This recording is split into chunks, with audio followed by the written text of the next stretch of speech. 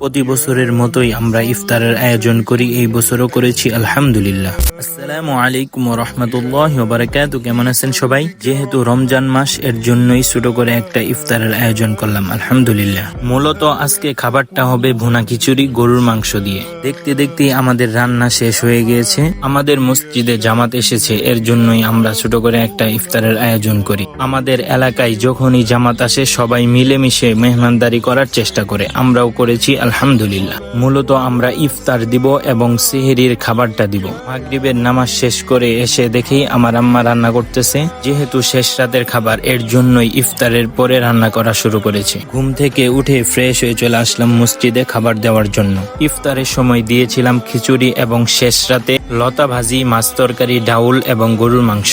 আমাদের মসজিদে যখনই জামাত আসে তখনই আমরা মেহমানদারি করার চেষ্টা করি এবং সব সময় করবো ইনশাআল্লাহ। যারা এখনো আমার চ্যানেলটি সাবস্ক্রাইব করেননি তাড়াতাড়ি সাবস্ক্রাইব করে দেন।